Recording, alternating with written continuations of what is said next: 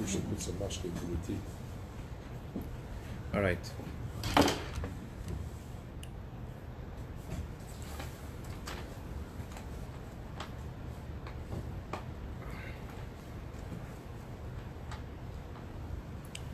There's no one who gets criticized as much as our matriarch Sara, and the criticism is so incredible, and it seems like when you read the story in the Torah, that there's no way out, and the questions seem like they're much better than the answers. And it's not like you have to look deeply into the Torah to have these questions. Just read the story and you right away like, what's going on? And the truth is that if you look into the Torah, there seems to be an undercurrent of a war that's going on between Abraham and Sarah throughout a few Torah portions. And it comes to a climax in this Torah portion, and it doesn't seem to have any easy answers. You look at it, you're wondering, and you look at it at every different angle, and you're left with like shaking your head like, this is our matriarch? And the truth is that not only is Sarah our matriarch, but you know, on Friday night we sing the song Eshes Chayil, Woman of Valor. Where did that song come from? That song was from the funeral of Sarah. Abraham sang that song. He made that song in honor of Sarah. That's why it says and if you look at it carefully, you could tell it's a eulogy. The first line is, "Who can find a woman of valor?" Meaning he just lost her.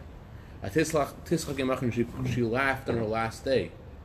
It's talking about her last day of life, and yet, although the Torah says such incredible things about her, also in last week's Torah portion, we have in the beginning of the Torah portion where Abraham and Sarah are traveling, and Abraham right away tells Sarah, we're going to arrive in Egypt, we're going to be in trouble. Tell everybody that we're not married. Tell everyone that you're my sister. I'm just a driver. You know, I'm just your brother. I work for Uber.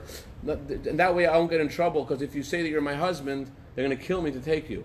So why wasn't Avram concerned that what might happen to Sarah? Why was he saying, oh, just I'm worried about me. Why wasn't he worried about her? So the Zohar says because Abraham knew that Sarah was greater than him. Sarah had a greater prophecy than him, so much so that God told Abraham, whatever Sarah tells you, listen to her. She has more insight than you, she has more prophecy than you. And so Abraham actually saw Sarah, whenever she traveled, he saw an angel go with her. So Abraham knew that she was greater than him. Not only did she have more prophecy than him, she had more holiness than him, and Abraham felt protected because of Sarah. So obviously you can't explain these questions with, well, she was human, she had challenges, and she failed. You can't use those words about our matriarch Sarah. Sarah is our matriarch. She's a mother of the Jewish people.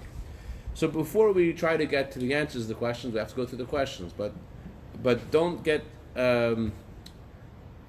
lost in the questions. There are the good answers to these questions. In fact, we go deeply into this story, we're going to see that there's absolute clarity in who Sarah was and why she is our matriarch, and why we look at her as Eshes Chayil Miyimtza, as someone who is unparalleled in her greatness. So, the story begins. Abraham and Sarah married for many, many, many years. They don't have any children. So Sarah tells Abraham one day, I want you to marry Hagar. Who was Hagar? Hagar was raised in the superpower of the time, in the house of the Pharaoh. And the Pharaoh saw how great Abraham was. He saw how incredible he was. He says to his daughter, you know what? These guys have something to them. They're incredible people. I want you to join their household. Better be a maid in their household than to be a princess in my household. And so she joined their family for many years, and she was a maid servant, she was a concubine, whatever. And one day, Sarah says to Abraham, I see that I'm not being blessed with children. Maybe I'll be blessed by you marrying her. Why will he be blessed if Abraham marries Sarah? For two possible reasons. One is that if she has children, their children will be considered like my children. And also, she felt like she'll tell God, like, look what I'm willing to do to have children. I'm willing to sacrifice so much to have children. So therefore, God, accept my sacrifice, look what I'm willing to do, and let me have children as well. So she brings in her maidservant to be a co-wife with Abraham, and right away, Hagar is pregnant. So she wasn't Jewish? Well, the whole concept of Jewish was hard to. It's not such a yes or no question in that time, but because how did you become Jewish? What made you Jewish? It wasn't like the Torah was given yet, but it's a bigger subject. The short answer is that on the surface she wasn't, but if you start that question, we'll have to go different. Was Moshe's wife. She was or she wasn't. It's a bigger subject than that we're going to be able to answer just in one word answer. But that's another time. So she marries Abraham, and she does have a child, and she's pregnant with a child. And when she's pregnant, as soon as she's pregnant, Sarah starts being very mean to her. That's what the Torah says. She starts paining her. She's under such duress from Sarah that she flees out of the house. She runs into the desert, and an angel comes to her and says, "You're going to have a wonderful child, and this child's going to be and go back home and suffer under your master, under your mistress, suffer in her hands, and you'll have a child, and his name will be Ishmael. God has heard you. Yishmael, Hashem has heard you."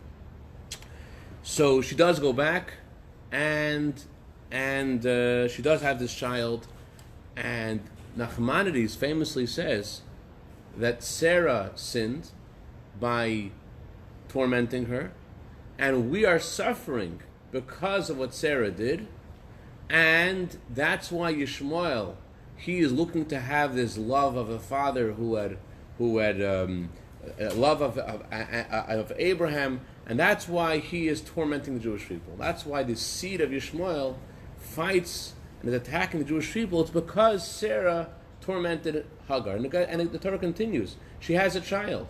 And miracle of miracles, Sarah has a child. And when they're growing up, Sarah's child, Isaac, Yitzchak, is with Yishmael, and she looks out the window, and Sarah is very upset. Why is she upset? The Torah says that Yishmael is playing with Isaac. How are they playing? So some commentaries say the word playing is a code for Yishmael was engaged in bloodshed. He was, so to speak, pretending just to play. He was using, let's play bow and arrows, except he's using real arrows. And he's playing with his little brother. Let's play bow and arrow, and let's see you're going to be the target. And so she saw how murderous her Hagar's son was, and she was like, "Get this kid out of here! Send this boy away from the house." Other commentaries say that she saw that Yishmael was involved in immorality. He was not just murderous, but he was idolatrous, and he was also an adulterer. And so she says, nowadays you don't have to say there's three interpretations. She just had a smartphone, and he told Isaac, "Hey, look at my smartphone," and he's teaching him all the most terrible things you can get. The most terrible things in an unfiltered smartphone. So she tells Abraham, "Send this boy away." And Abraham doesn't want to send him away. Abraham's like, "What do you mean send him away? He's my child. I don't want to send him away." And but God says to Abraham, whatever Sarah says, you have to. And there was a fight. It was like a war. Like Abraham didn't want, and God said, "You have to send him away." And eventually he does send him away, and it doesn't look like from the Torah that there was much connection between Abraham and Ishmael afterwards. There was later on in the Torah a story of Abraham meeting Ishmael, but they're sent away. What happens after they're sent away? Many years later, Sarah dies. What does Abraham do after Sarah dies? He remarries Hagar. He's married to Sarah for 100 years, and then after she passes away, he brings back Hagar. And he has 6 more children with Hagar, and after he has 6 children with Hagar, he sends them away. He gives them gifts and he sends them away. What is going on over here? First of all, why is Sarah tormenting Hagar? Why is she so upset at Abraham that she wants to send the child away? Why is Abraham remarrying Hagar? If he's remarrying her and he has 6 children with her, why is he sending the children away? What is going on? This whole story doesn't make any sense. He marries her, he sends her away. So to add to all these questions, let's add another question, which will help us get to the answer. The Zohar says that there was a man named Rabbi Noah.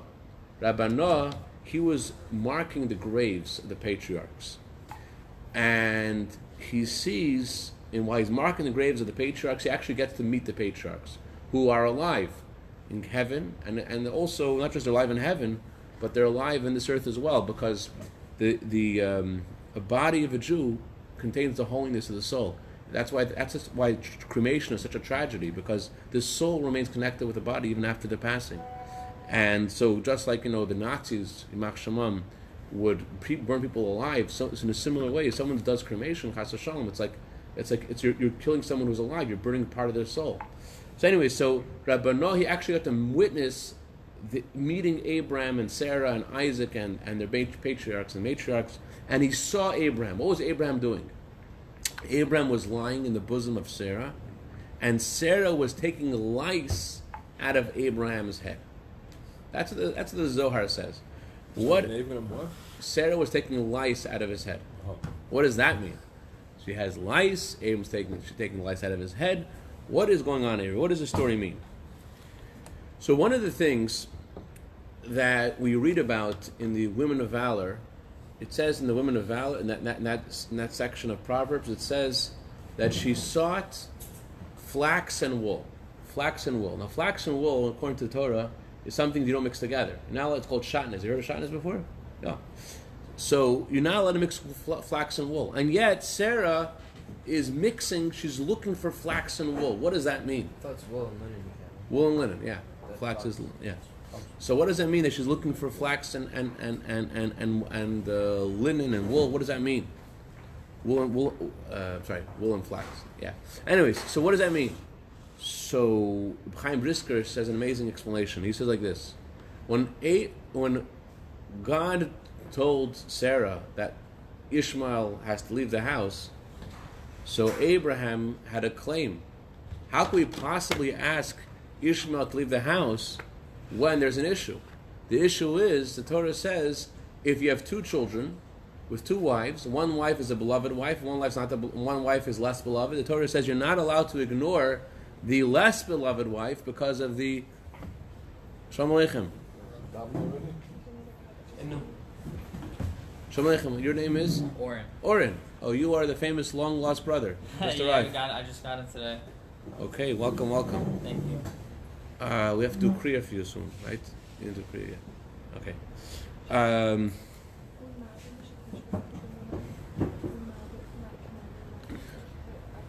Okay. So Sarah is challenged by Abraham. You can send this child away because there's a law in the Torah. If there are, he davened already. Oh yeah. So basically, my wife is asking, do we need to get another person for marriage or? Sally's coming. He's not davened. He's on the way. And you haven't davened either. So I did. We just not davened. Have you davened? I davened. You davened? No, one. You did 6? No, 1 or 2 or 3 or 4. We need one more. One more that hasn't davened. Let me ask. I think there's one more coming. Anybody who's interested in eating ice cream now probably hasn't davened. I'll go to Munchies. Anyone who's eating ice cream now is just a rule of thumb. You're eating ice cream at 8 o'clock. You probably haven't. Okay, anyways, so Sarah is challenged by Abraham. How can you send this child away? The Torah says if you have two wives, you're not allowed to send away the less beloved child because of the more beloved child. So you say I should favor Isaac. The Torah said you can't favor the wife and the child of the wife you love more. So how can you tell me to send Ishmael away? So to answer this, Sarah says, what about the law of wool and linen? The Torah says you can't have wool and linen together, but there's an exception. In tzitzis, you're allowed to have wool and linen together. Why? Because a positive commandment of wearing tzitzis overrides a negative commandment of mixing together the wool and linen. So since God himself is saying to send away Ishmael, that pushes away the negative commandment of don't favor the less beloved son. So that's an analogy. Another interpretation of this analogy is that just like who brought wool and linen to God as a gift? Cain and Abel. Cain and Abel each brought to God wool. One brought wool, one brought from the fruits of the earth. And so the Torah is saying that maybe Cain and Hevel, they were brothers, but there's a time when brothers have to be separated, otherwise it could be bloodshed. So similarly, God told Abraham it's time for this child to go. He has to leave the house. But why do you have to leave the house? It seems like on the surface, Sarah's jealous of the other wife because she is pregnant and she wasn't pregnant. And it's obvious we can't say that about Sarah. So what's really going on? To understand this, to go very, very deep into the Torah, to understand this a little better. Avraham had a very unique mission in this world. What was his mission in the world? Avraham is called the father of all the nations. Avraham wasn't just the father of the Jewish nation, he's called the father of all believers. The fact that there are believers in the world today, not just Jews, but all over the world, the Muslims and the Christians, and billions of people believe in God, it's all from Abraham. And it's not just because Abraham taught it to the world, it's because Abraham also fathered the nations of the world. It says in the Medrash, Avraham had 3 wives, Sara, Hagar, and Keturah. Rashi says that Keturah was Hagar. Hagar later got a name Keturah. Keturah means that she cut herself off from marrying anybody else after Abraham sent her away from the house, and Abraham remarried her, so Abraham was Keturah. Oh, Shalom Aleichem. Myriv people are here. Joe, you probably davened already, right? Oh, wonderful. I knew you never do the sin of praying the evening service. I know I can count on you. All right. Let's just wrap up this class and then we'll do the evening service. Okay. So, Yishmael, Avram is the father of 3 nations. He's the father of the Jewish nation through Sarah. He's a father of Yishmael, and he's a source of also all the Arab nations. And that was through his wife Hagar. And according to another interpretation, he had a 3rd wife, Keturah, a different wife, not Hagar, a different person, Keturah. Who was Keturah? Keturah was from the 3rd son of Noah. Noah had 3 sons, Shem, Ham, and Yefes. So Hagar was from Africa, from Egypt.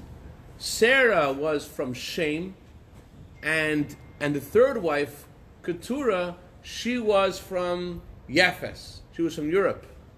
And so Abraham he fathered not only the Jewish nation, not only the Arab nations, he also fathered the European nations, the Christian nations. In fact, Esav, the word Esav, it has in some it's the same letters as JC. Abraham also was the father of that religion as well. Belief in God comes from Abraham. Of course, Esav, what is the gematria? the same letters as Yeshu. All those like Asian Buddhism and all that stuff. So the question is, what's Avraham Ashkenazi or Sephardi?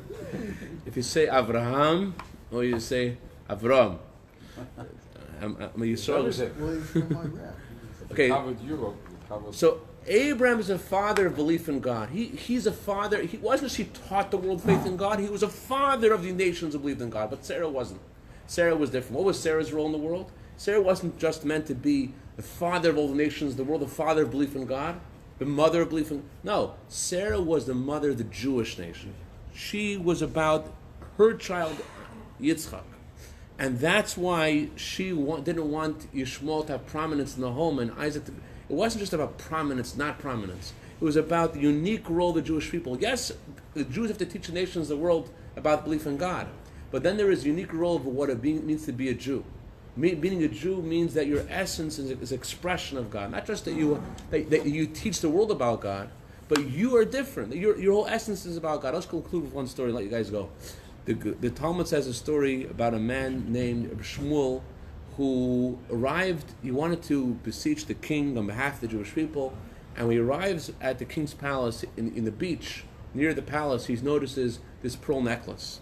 He sees this pearl necklace, and he's never such big pearls before. Wow, who does this belong to? And he hears a royal announcement from the king.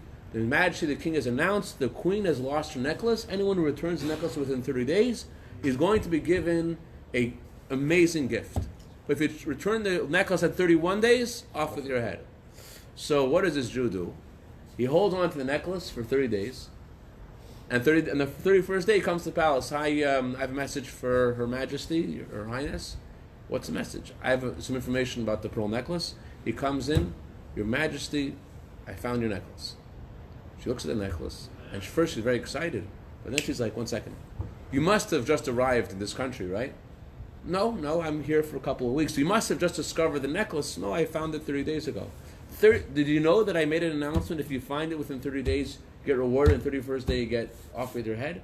I did. So why didn't you return the necklace till now? He said, if I want you to know that I didn't return the necklace because I wanted to get a reward. If I returned it before, it looked like I want to get a reward. It looked like I returned the necklace because I'm afraid of punishment. That's not why I returned the necklace. I returned the necklace because this is something that God told us in His Torah to return lost objects. We have a Torah, and this is what God told us. She was very impressed, and His mission was successful.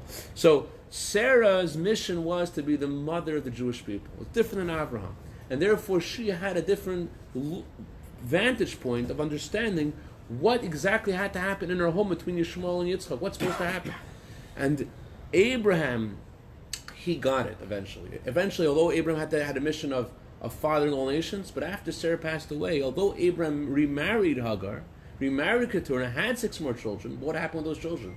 He didn't give them his inheritance to them. He gave his inheritance only to Isaac. He sent them away. He bought a burial place for Sarah. He bought land that should belong to the Jewish people.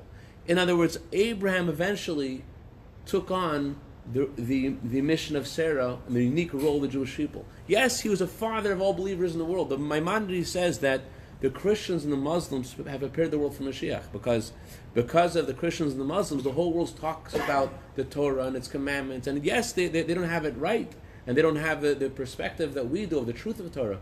But there is when Mashiach will come, everyone will be able to easily identify with what has happened because of all of the fake news that sounds like the real news about that's been spread through these other religions.